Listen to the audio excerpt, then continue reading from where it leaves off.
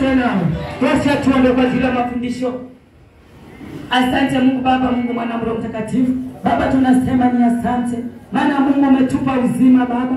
Umetupa afya Baba yangu. Tumefika katika hekalu yako kwa ajili ya mapenzi yako Baba yangu. Baba tunaomba Baba yangu. Tazama nimesimama katika madhabahu yako. Baba nataka kulala na watoto wako Baba. Yesu wangu ninaomba nitakayefundisha watoto wako. Baba Roho Mungu akaninene Baba. Roho wako akaniongoze. Roho wako akanitakase Mungu wangu. Baba ninaponena na watoto wako wakaweza kufunguliwa Baba. Ni katika jina la Yesu Kristo. Baba nimeomba tanikia mimi.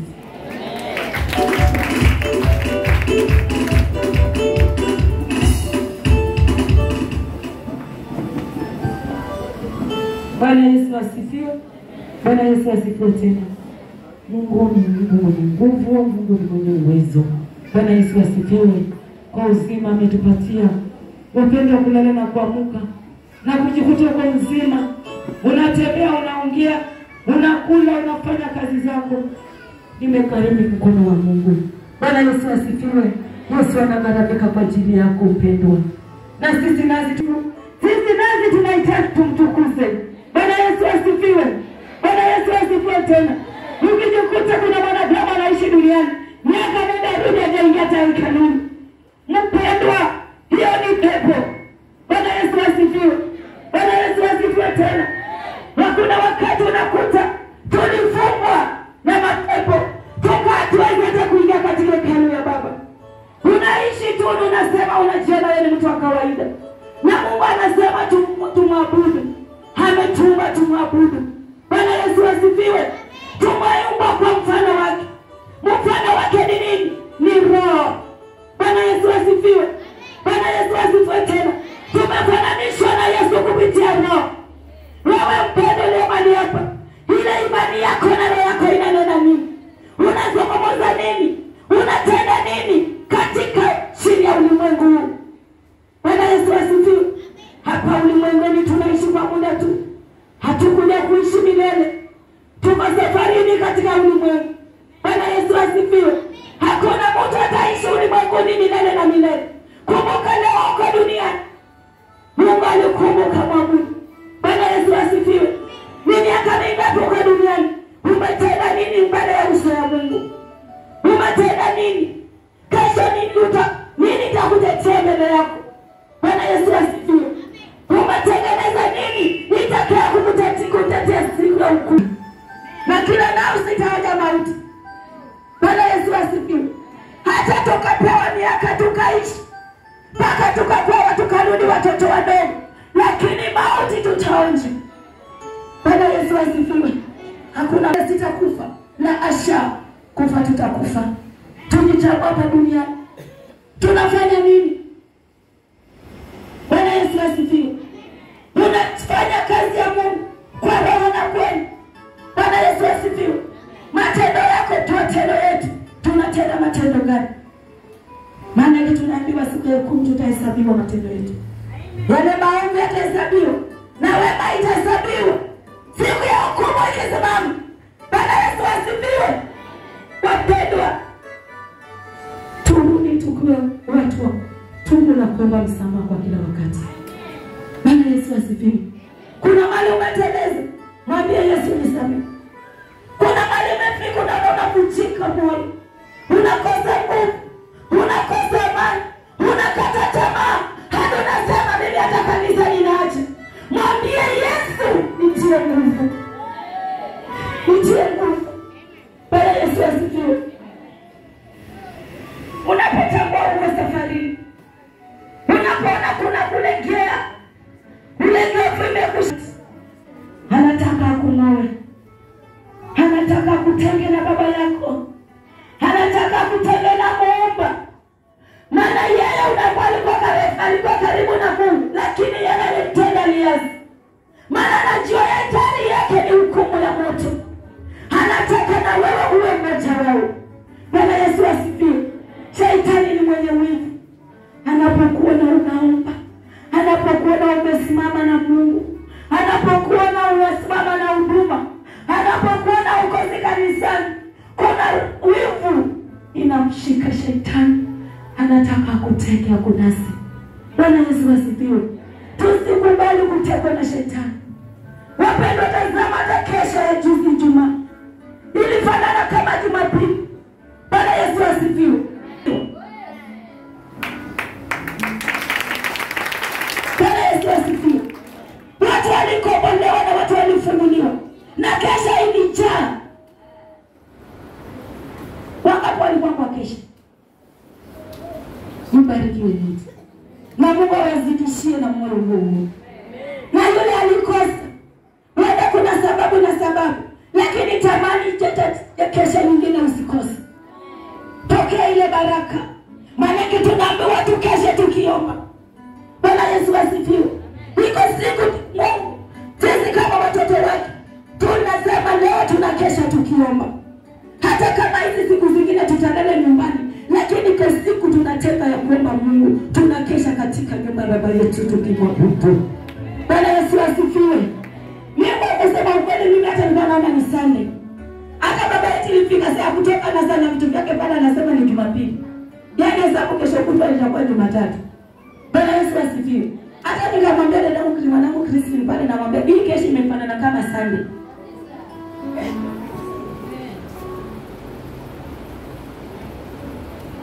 Bwana Yesu asifiwe. Bwana Yesu asifiwe tena. Kwa hivyo tulifurahi sana yale Mungu alitenda mahali hapo. Mungu alishuka. Roho wa Mungu alifanya kazi yake.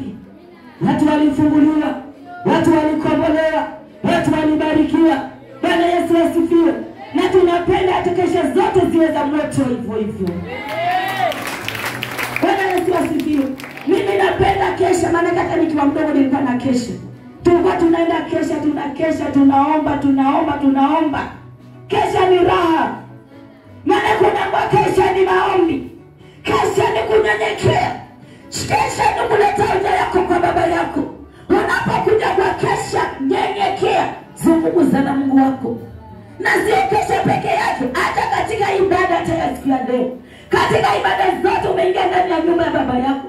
Imefika ni wakati wa kusonga mbele ya Mungu. Omba mpendwa. Nyenyekea. Mungu atajibu maombi yako. Bwana Yesu asifiwe. Ujaomba, Mungu anajua mwanangu anataka nini. Nyote mlio mahali hapa Mungu anajua mahitaji yenu. Lakini anaomba uombe. Bwana Yesu asifiwe. Wakati Yesu alifanya miujiza, wakati alikuwa anaombea wenye ukoma, anaombea wale watu walikuwa wajiwezi. Hata kulikuwa na kipofu. Na Yesu alikuwa anajua huyu ni kipofu. Yesu alikuwa anajua huyu mama amevuja damu mwaka 12. Yesu alijua kila kitu, alijua. Lakini aliwauliza, unataka nini? Unataka nikutendee nini? Nataka kuona. Bwana Yesu asifiwe. Yesu anataka ukiri na mdomo wako. Utamke jambo. Bwana Yesu asifiwe. Maana yeye yuko mlangoni, anabisha. Anataka umkaribishe. Bwana Yesu asifiwe. Mgonjwa, Yesu anajua dada yule ni mgonjwa. Unahitaji dawa, Yesu anajua. Unahitaji kazi, anajua. Hoja ya moyo wako anajua.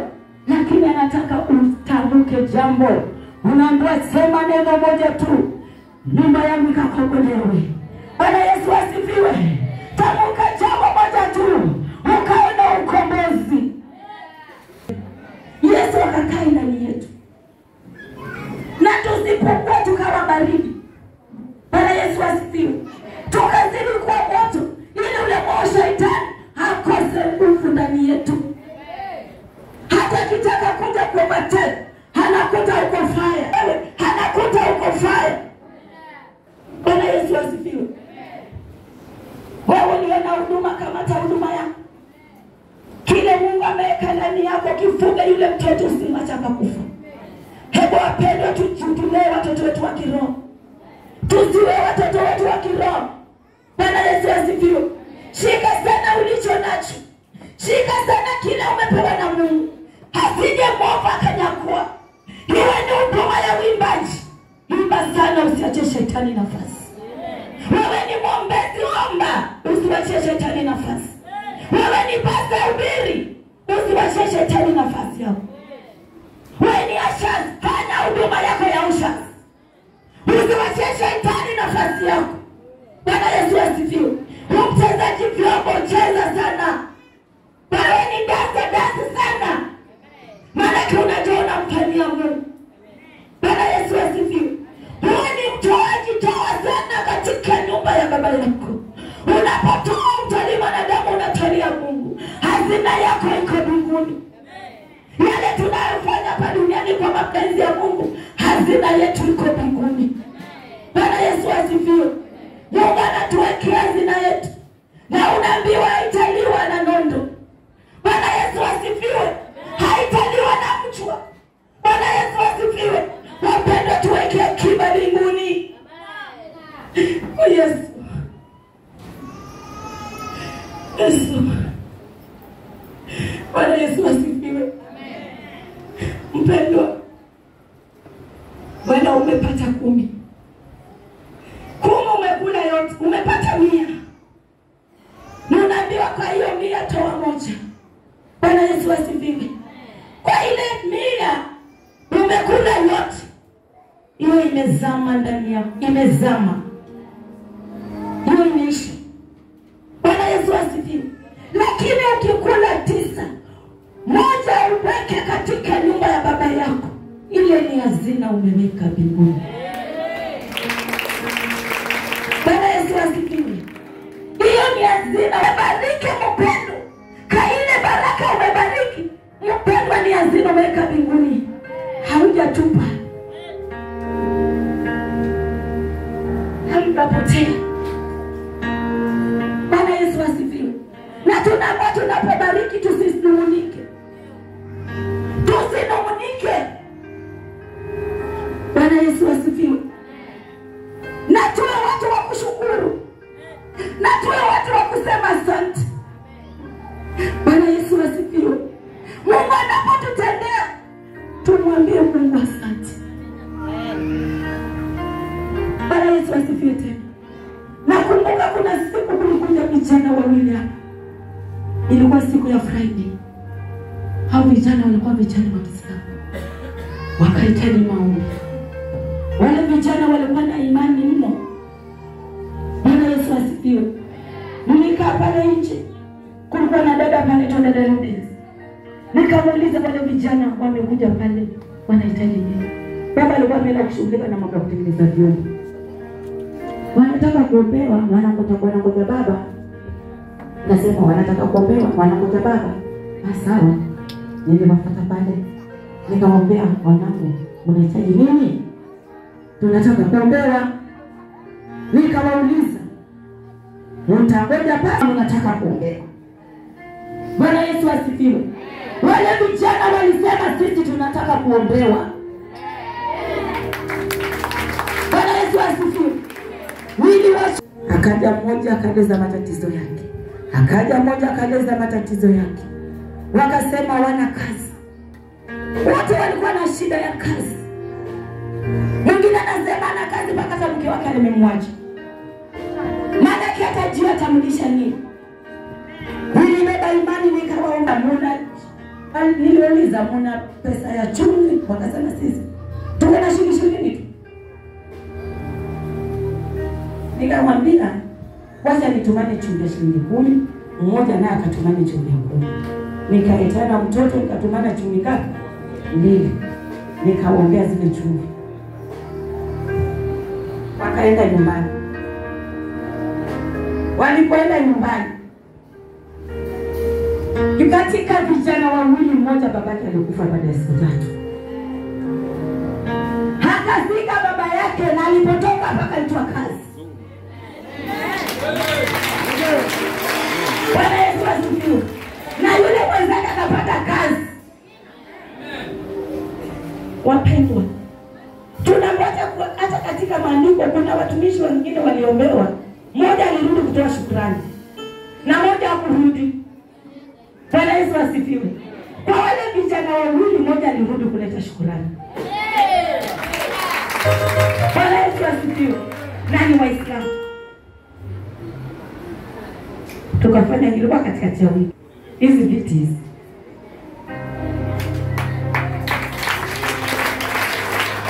Amebeba viti viwili na bahasha. Lakini yule mwenzake alipata kazi Tumemaliza ibada nikaambiwa na mtumishi Msioki. Akaniambia huyu kijana anataka kukuona. Nikamsikiza, nikamwambia twende kwa mtumishi na viti vyake. Haya, mtumishi nashukuru, tulikuja hapa na mwenzangu. Huyu mama akatuombea na tulipotoka hapo huyu mwenzangu kuna huyu mwenzangu hadi tulifika tu pale niombewa tu baba wangu alikufa baada ya siku tatu. Baba wangu ukai na mbona naitwa kazi. Mimi nilipata kazi mtumishi, mwenzangu naye alipata kazi. Ili sasa hivi nimeleta shukrani. Shukrani yangu ni hii. Haya, tukaziombea tukazibariki. Na kaenda na anaendelea na maisha yake. Na anaendelea na kazi mpaka leo. Bwana Yesu asifiwe. Kwa hivyo tukumbuke kurudi. Unaambiwa ile hazina italiwa na mtu ala nono. Bwana Yesu asifiwe. Na hiyo imewekwa mbinguni. Na katika matoleo yako utakumbukwa. Maana unaambiwa utakumbukwa na nini? Utamwambia Yesu kumbuka. Kumbuka yale nimefanya katika nyumba yako. Kumbuka yale nimetenda katika kazi yako. Mungu atakusikia mpendwa. Bwana Yesu asifiwe. Bwana Yesu asifiwe tena. Kwa hivyo sisi kama Wakristo, na wewe kama baba, wewe kama mama, ninataka kuongea na wanangu wa kiume. Bwana Yesu asifiwe. Si mnaniita mama maombi? Ama nikisema wanangu mtanielewa vipi? Maana wengine nikisema wanangu wana question. Nyinyi ni wanangu kiroho. Sisi kama mnanielewa. Unataka kutumia neno wanangu, maana nasema nikisema wanangu, wengine watasema yeye ni mama yetu kivipi? Tuko kiroho baba wapendwa. Bwana Yesu asifiwe. Wewe mwanangu wa kiume uko mali yako. Umeenda mahali umeona kipusa. Unasema sasa mke wangu simtaki, nataka niwe yule kipusa. Unajidanganya. Bwana Yesu asifiwe. Hebu tuache zile macho za kona. Hii macho ya kupenda. Uko na mwanamke ndani ya nyumba na bado unatafuta mwanamke wa nje, ya kazi gani?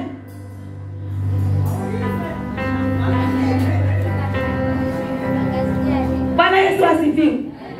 Unaona mwanamke wa nje ama unaona binti wa mtu. Sasa unaonyesha mke wako madharau kwa sababu unataka umoe yule binti. Tuache tamaa, wacheni tamani mbaya. Kile umepewa na Mungu kanyaga hapo. Ili ukaweze kubarikiwa. Na kama kuna mahali kuna makosa, mlisema makosa urekebishwa. Kama kuna kwa muachane. Hata labda mama amepika tu mboga batibaya chumvi imezidi. Anafukuzwa. Hakuna kama nampenda utamrekebisha mke wako. Bwana Yesu asifiwe. Utamwambia mami, leo lakini chumvi imezidi. Bwana Yesu asifiwe. Na yule mama akipika chakula ikiwa tamu, mpongeze. Sio unalalamika wakati chumvi imeongezeka. Lakini ikiwa tamu sabi kama iko tamu.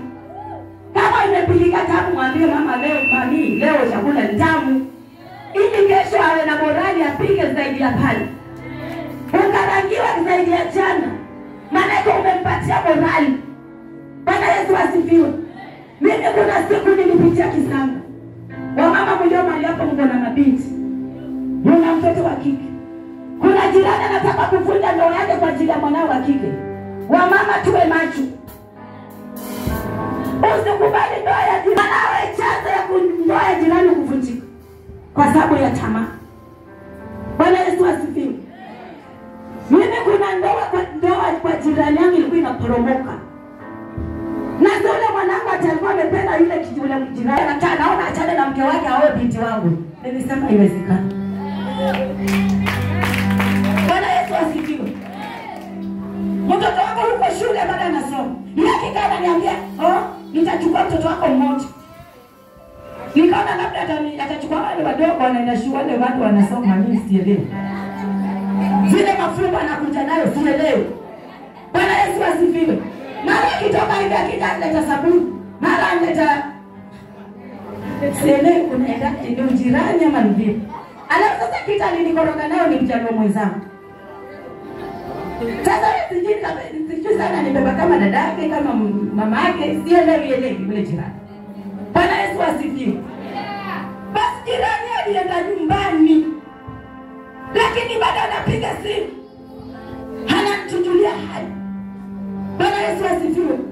Jirani alipotoka bara walikuwa wamehama, lakini alikuja baada anakuja kututafuta. Mimi nabeba ni jirani. Anasema hata nikiwa nyumbani mimi naota kuna watu wananiambia rudi Mombasa. Lakini akiniambia nitatengeneza ukoo na wewe. Vipi hapa kuna ndaji? Bwana Yesu asifiwe. Basi jirani walihama kabisa wakaenda Msambweni. Lakini nashangaa jirani akifuata maji town siku moja kapita napo kwa. Mimi nikaona amekuja kunisalimia kama jirani. Unaendaje?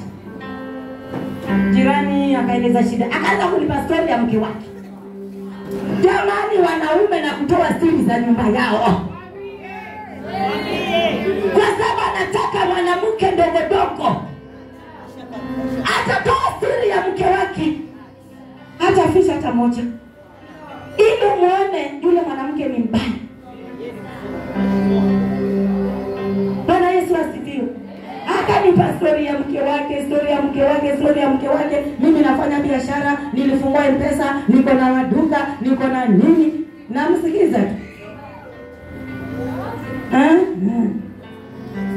Mke wangu hata juu kufanya biashara, akifanya biashara hizo pesa sizioni, hizo fikini maneno mengi. Bwana Yesu asifiwe. Nikamwambia basi fanya hivi. Ananiambia pana. Mimi mke wangu hata wageni walikuja, anaosha wageni mkono, mimi ameniacha. Mimi hata nikitoka kazini mke wangu hanishughuliki. Kwa mama mnasikia? Mnanisikia lakini mwanaume analalamika kitoka kazini mwanamke wake amshughuliki. Hajui hata bwana yake ana njaa. Yeye anapika tu chakula na kula tu na mtoto wake mwenye alikuja naye. Bwana Yesu asifiwe. Basi ile ikaenda. Sasa yeye ni jirani. Akaniambia nipatie namba yako ya simu. Nasema tuko majirani na tuko kama ndugu. Nikampatia namba yangu. Akaomba namba yule binti. Mimi nikaona ni ujirani. Na yule binti wangu rafiki ya mtoto, rafiki ya mke wake. Nikasema sawa kama ni sawa tu majirani. Punde kukaa kidogo napigiwa simu hali. Uko wapi? Namwambia mimi naenda kanisani. Siku moja akanipigia simu niko kibaruani. Kumbe niliponipigia simu nikamwambia mimi niko kazini. Kama alipokata akapigia binti wangu. Halo, nilienda karudi. Mimi ninakutaka. Nataka nikuoe. Yule mtoto wako nificha. Na bahati nzuri yule bibi naye akapata ile namba. Alipopata ile namba akapiga yule binti wangu. Akamuuliza, "Namba ya bwanangu umetoa wapi? Mbona amekupigia simu?" Namba ya bwanangu alikumficha. Alimwambia bwanangu ananipigia simu ananiambia ananitaka kunioa. Na mimi simtaki. Yule msichana yule bibi akasema basi fanya hivi. Akikupigia simu, wacha tuungane na wewe uniambie yale atakwambia. Maana kule binti huyu msichana wangu akupenda ile ujinga. Bwana Yesu asifiwe. Basi yule mwanamke mwanangu. Nina siku ninatoka kanisani nafika mwanamke anaachana na bwanake na virango vyake vyote amekuja kwangu.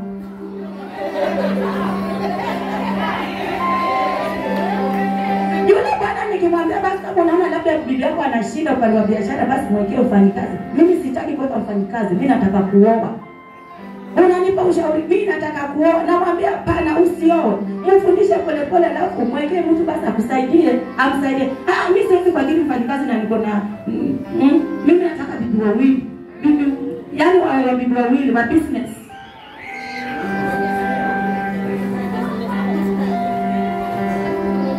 Bwana Yesu asifiwe. Yule mwanamume alilalamika, mara bibi amenibia pesa, mara simefanya nini? Sasa mimi nilipofika nikapata yule. Nafika naambiwa basi unajua nini? Una mgeni kwako. Ninaenda tayari na pressure.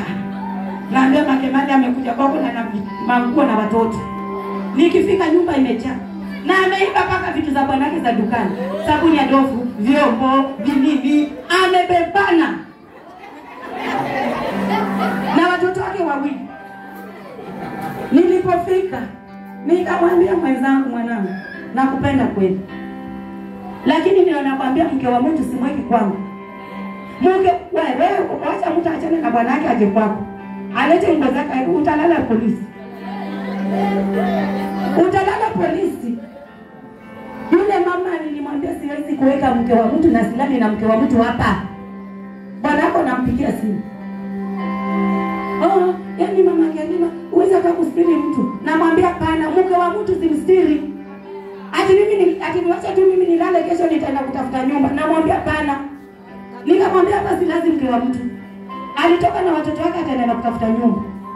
Mimi na mimi nikaenda dukani, nikapiga simu. Na mwenye duka nikatia namba yake mali.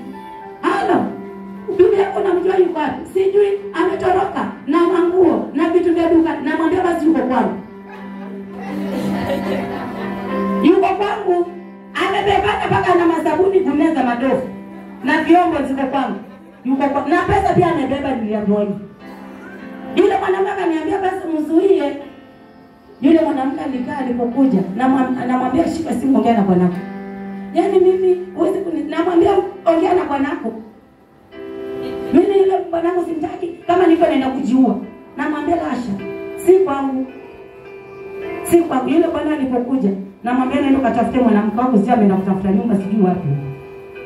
Basi yule mwanamke alienda vile. Sasa yule bwana alipokuja akachukua vile vyombo. Vingine aliacha, vingine niliambiwa nimwache aende naye. Lakini amwambia tafuta mke wako. Yeye alipokuja, "Oh mama Kiandima, nataka nifanye uko na wewe, nataka nifanye na nani? Mimi niko na M-Pesa, niko na maduka, mimi nataka binti wako. Niko radhi kufanya chochote, lakini mimi nataka nifanye uko na wewe." Nikamwambia ndio katafute mke wako wewe. Tafuta bibi yako. Huyo bibi yako ni mbaya, binti wako atakuwa mzuri.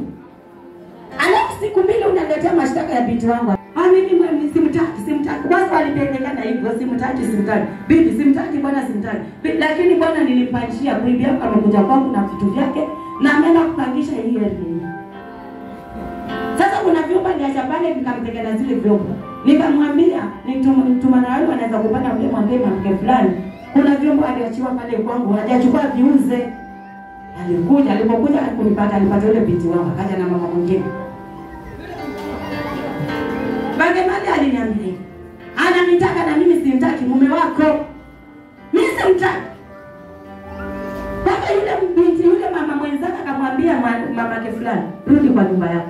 Wewe msana anasema hataki bwana. Yeye anakuambia hataki mume wako na anaje na mume wako. Rudi kwa ndoa yako. Nikasema, yaani huyu ni kwa chance. Watu hawachane waje kwangu. Mungu ni nani? Kati ya bibi na bwana. Walirudiana. Walirudiana mpaka sasa wanaishi pamoja. Mwanamke alienda kujaribu maisha akaona kimeumana huko. Ameiba pesa ya bwanake anaenda kusiju kupangisha. Sijui nimeenda siju kusoma wewe. Naambia mheshimu mabwana. Na kuambia hata kama mtanikasirikia, maana yake mimi nimeyapitia.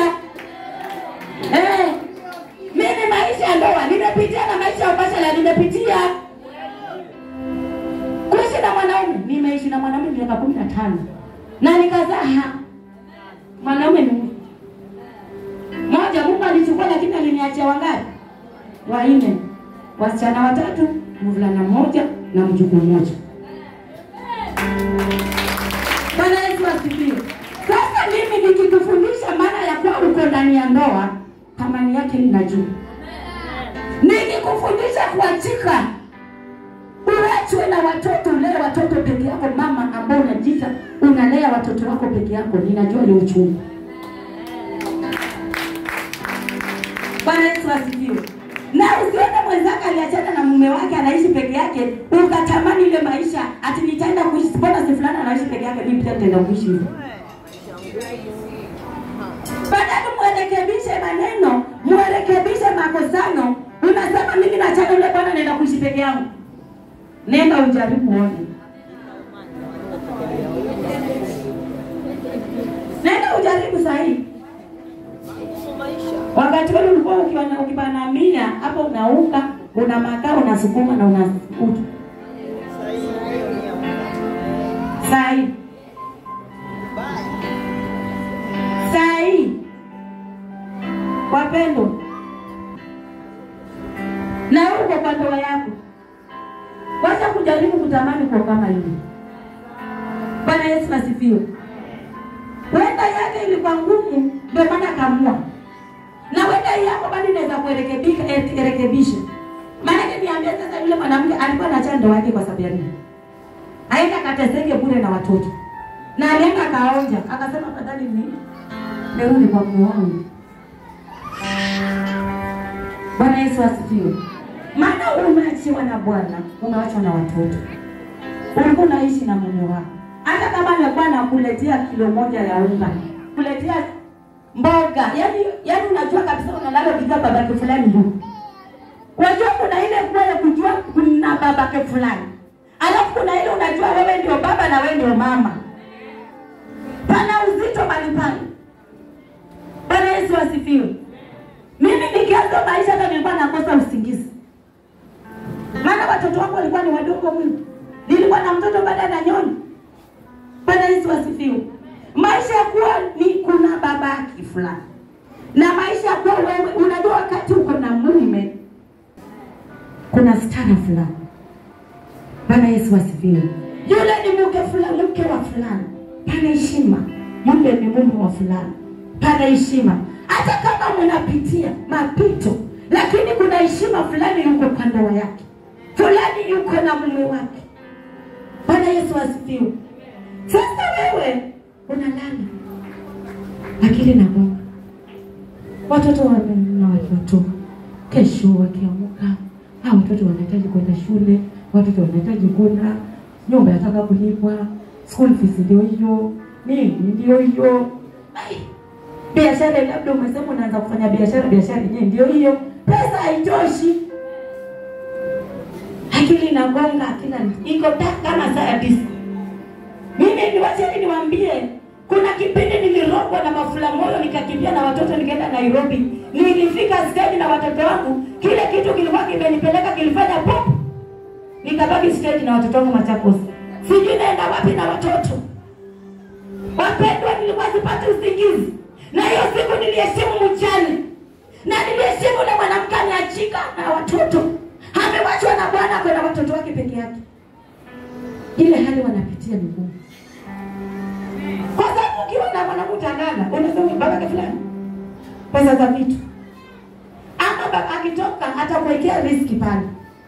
Ile atakuwekea mwambie Yesu ni asante. Bwana Yesu asifiwe. Mwambie Yesu ni asante ile amekuachia. Maana wenda tangati aje labda wenda kuna mafuta pale kabati labda kuna lakini wewe unataka kuulizwa chumvi mama, kiribiti mama, kitunguu mama, unga hakuna, chumvi, sukari mama. Wewe ndio baba. Na wewe unaokwenda kumwambia babake fulani. Sijui unakwenda mko kimya. Hata ninaongea vibaya. Wajua mkinyamaza naona kama labda na makosea.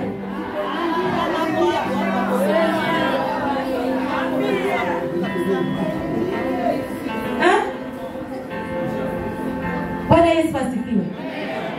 Umelala na sweetheart. Na unapolala na sweetheart, ongea maneno mazuri kesho mfuki ongezeke. Usilale na sweetheart alafu umevaa tights.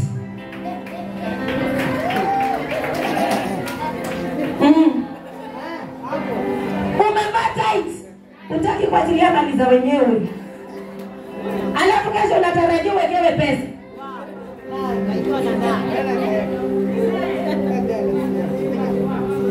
Nakwambia hata kama ni mzuri ataacha lakini tutapunguza. Na kama ni mwingine aache. Naambia hiyo tatizo ikakununulia chakula. Kwani yule ulienda kuishi pale ndugu yako? Ni mjomba wako? Kilichokupeleka kule ni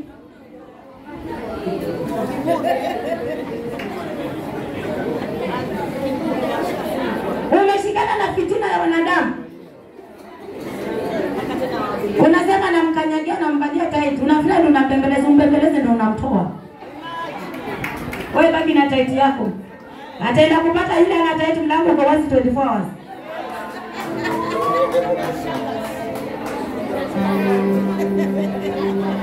Ataenda kupata ile ambaye kuomba yeye anaomba.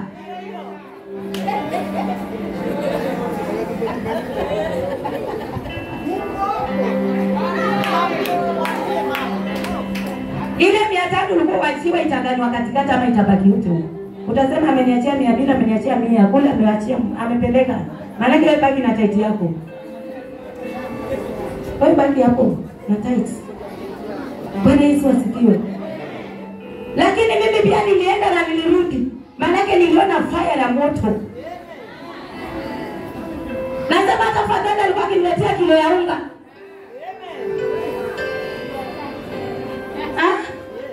Hizi ni barua utafanya mama. Afadhali uko na bwanako kama unafanya kibarua mnasaidiana. Kwa mama tunadanganyana. Bwanako alikuwa amekuacha kama ni 200 amekuwekea unga pale na mboga umeenda kufulia mtu. Ukiongeza kitu kidogo unasema sawa unafanya shopping. Mama toka uanze maisha peke yako tutajua mimi na mume wako. Mimi si ati nawatetea. Si ati nawatetea. Mimi nimelea watoto kuanzia chekechea mpaka high school peke yangu ninajua hiyo fire. Ninajua hiyo fire. Ndio maana sikupenda yule binti achane na bwanake, nilimlia. Anaenda wapi na watoto? Rudi kwa mume wako. Tena mwanaume amefungua mabiashara badala ujimwage mtoto wa kike.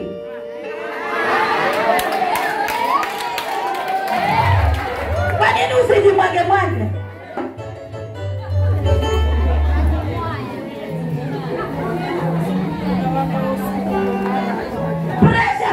Pressure.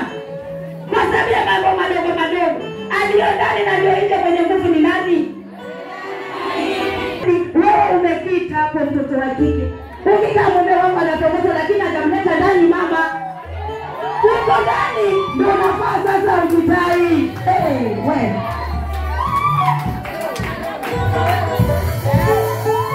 Mungu akubariki, Mungu akufungue, Mungu afungue baraka zako na njia yako na kupe mke mwema. Akabariki mwanangu, akuzidishie kubariki kwa maisha yako na mke wako mzidi kuishi vizuri. Mpendeze sana na sweet heart na baby. Akabariki mwanangu, akumle baraka na njia zako na mke wako mzidi kuishi kwa maisha mazuri na kunawiri. Kwa jina la Yesu. Bariki mwanangu. Mungu ambariki mwanangu na roho yako na maisha yako, akumle baraka na njia zako na Mungu akutakase na kubariki mwanangu na huruma. Kipaji cha huruma kwa jina la Yesu. Bwana Yesu asifiwe. Bwana Yesu asifiwe tena. Sisi ni Wakristo. Kwa nini usijikwama una pressure? Uko nani? Jamani tulikuwa wajinga. Hatukisikia bwana anatongoza. Pressure mama ile pale bwana anatongoza. Lakini atamleta ndani wala hajamuonyesha. Kuna wamama kitabu alikuwa analetewa mke mwenza ndani tena wanakuwa tandika kitanda. Baba kalale na mama mdogo pale leo unalala chini ya watoto wako. Mama wa siku hizi tunaziweza. Siwezi. Hatuziwezi.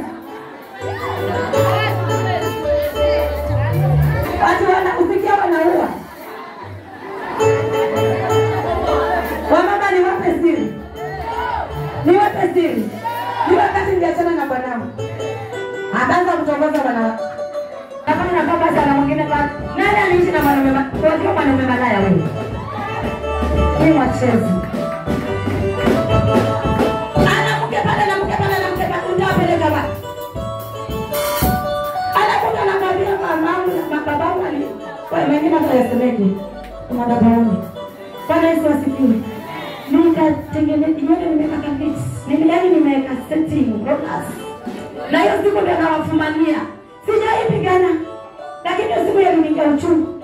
Maana niliamua na nikawashika na nikauliza ni nani, akaambia ni wali. Nikamwambia wife. Mimi nateseka na watoto na niambia wife. Hayo siku kiumana. Hapo jamaa. Wewe. Kiliumana.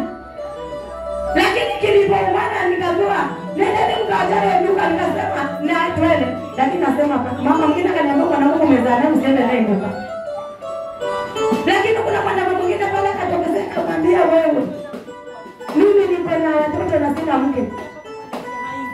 Baba ungeongea na mama vizuri mwelewane, lakini pale unaona umepata mke hujapata. Bwana Yesu asifiwe. Kwa sababu kwani mimi sijaipigana kwa sababu ya mwanaume, lakini usiku kiliumana. Nana nilisikia uchungu. Yule mwanamke nikamdai kutafundini, yani ngumini tu. Anapokuja kama tele mwanamke alishika na nikalia na mimi nikasema twende nani. Kule kuja kuzaliwa na wanazero kidini. Baba turuka mwanangu ndalagwa. Wajibu wenzake ndio kumtoa kwa. Lakini usiku nilisikia uchungu. Alafu sasa ndo mara ya pili nilipopata na mwingine siku kupigana. Nikatulia. Lakini nilisema sitajionyesha unyonge. Sitajionyesha unyonge. Basi ile hali nimepanga mbili lakini waniona kiangalia. Anasema twende naye. Nikaanza kutoa ile mwanamke, yani nilitumia njia nyingine hata kwa mimi. Niko na watoto na kwa mitumba yangu na sikujiweka mnyonge. Yaani unajua kujenga mimi. Nimeachika. Yule mwanamke unamnyesha unyonge yani. Yaani yule mwanamke akikaa naona mimi ndio mimi. Hebu jaribu kutoa. Yaani yule mwanamke alifika mahali anasema barikiwe babangu. Mungu akubariki akuzidishie na kukujaza baraka na njia zao. Tukuombe kwa Yesu. Na Mungu wako mtaishi vizuri kwa jina la Yesu. Bwana Yesu asifiwe. Yule mwanamke sikujionyesha mnyonge na nimeachwa na watoto. Tena nilipotoka kambi na mama mwingine kama wewe kama unaweza kukaa na uma utaweza kuishi na watoto. Mimi siwezi mpaka tupende nyumbani sijui tukafanywe nini. Kumbe ashapelekwa kutambulishwa kule nyumbani. Huyu mwanamke nani anapiga simu anasema mimi nimepigwa na mke alipo mpaka nimeumwa sijui mchana. Amenipata na mke wangu siwajui. Sasa mimi nikifua ninasema Mungu nataka unisaidie, nataka yule mwanamke ajue kama huyu Bwana ananifanyia. Na yule Bwana pia nimchanganya yule na mtu ananifanyia. Siku nitia mnyonge. Nakwambia ninachukua leso mpya nafunga.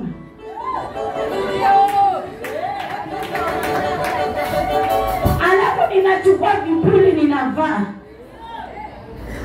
Sijaokoka wakati huu. Na bagi yangu alafu sasa nijipaka ponzi yangu vizuri. Natoka ninauza lakini sipendi kwa pepa bag naenda kwa begi naika alimena hapo sija bona naenda bara. Hiyo siendi bara. Tena na kisha nimepita mbele yake.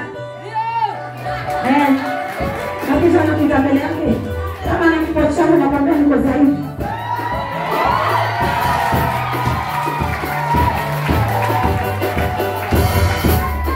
Kufundisha kutoa mke mwenza mbele, kuchanganya mke mwenza. Bwana Yesu asifiwe. Na nikasema Mungu nataka ile. Na nimeachika na watoto, mpaka na mtoto wa majiji. Bariki mama wangu kwa kubariki akufungulie baraka na njia zako, tupokee baraka na ushindi kwa jina la Yesu. Mabinti wako wafungulie, wakiza vijana wote wafungulie kwa jina la Yesu. Haleluya. Nikafua Mungu akanipa tena na Mungu naomba Mungu kwa imani anakutendea. Nilipokuwa kile nikafunga kwa mke. Yeye baba samaki. Pale.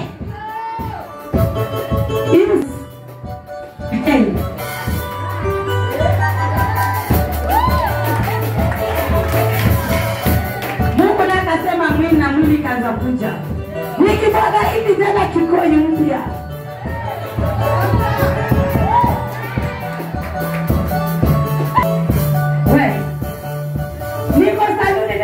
Nikodishiwe nywele lakini nijeremeshe. Yule mwanamke alipiga saruta akasema afadhali ningekwaza hata Nairobi. Alafu nikasema sawa. Yule mwanamke alienda kwa familia bwana akaenda kulalamika. Akasema mimi mwanamke yaniacha shilingi 100 yanunua Caroline. Huyo mwanamke wa kuolewa alienda kulalamika kwa familia bwana. Anasema mwanaume anamwacha shilingi 100 yanunua Caroline. Maana alijiajira anaona yule bwana ananifanyia nini. Anaona sasa amedhauriwa.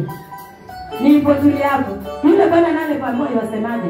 Sija moyo leta makesi hapa. Bibi yangu mwenyewe nilishinaje ile kama kesi hapa.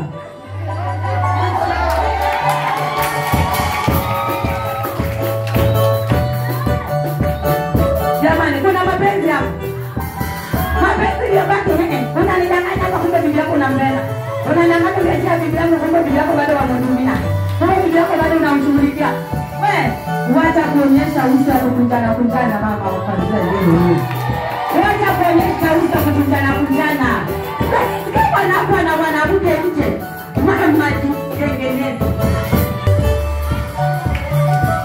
Baki hapo kilia yazidi kuwa mtoroka. Unashinda hata kuoga maana kuna pressure. Umesikia? Mtoto wa kike, pika mboga yako vizuri, karanga shiba vizuri. Pata Mungu, pata afya, wacha manane. Yaani yule mwanaume paka shangaa sana kwani kunaendaje? Mbona sasa hivi kunabadilika? Kuna unamtoa kule umesikia kuna mali huko kutoe. Wacha kutoa mume wako kwa mwanamke wake kwa sababu ya maneno. Kuna mzee anaamua mke apigwe na fimbo, mwanamke anapigwa kula na nguo. Wanaume mpo. Kula na nguo. Si fimbo. Surprise bibi yako apate raha. Hebu mpe maneno mkweli na maneno mazuri ya kujenga ndoa. Jenga mke wako, mpe maneno mazuri, weka furaha ndani ya nyumba. Mwambie mke wangu surprise. Haya, wewe mume pia, wewe mwanamke labda Mungu amekujalia katika upendo yako pia surprise baba dadi. Jamani, mapenzi ni ngumu. Si vile mlianza pale sasa muongeze hata nguvu, mlibakia pale. Yaani hakuna jamani, hata mahindi ukipanda zipako kadili. Sasa ile mapenzi tulioana iko pale hakuna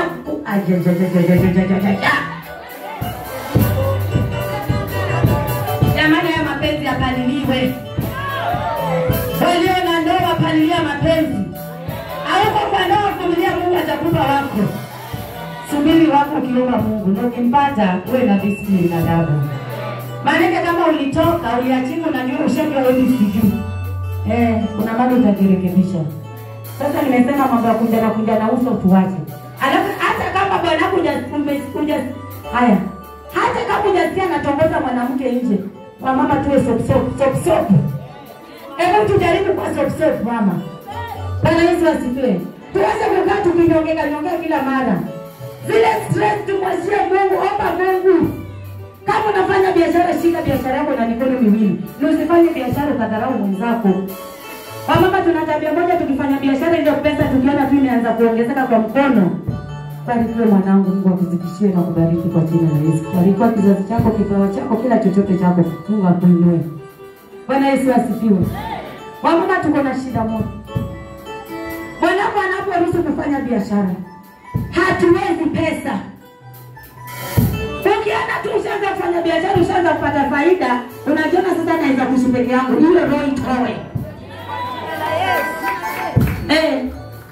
Usitamani maisha yako kuishi peke yako. Nimekwambia kama unafanya biashara, ile pesa utasifu ukiwa na mume wako ni tofauti na ile biashara utafanya ukiwa peke yako. Hautasave. Utasave nini? Na wewe ndio baba na wewe ndio unacheza na hiyo jina baba na ndio wewe ndio mama. Nataka wewe jamani mbarikiwe kwa hiyo kitu. Tutazungumza tena sana wewe na kuta. Kwa mtandao karibuni madhabahu. Maana tutakesha hapa kwa ajili ya mafundisho.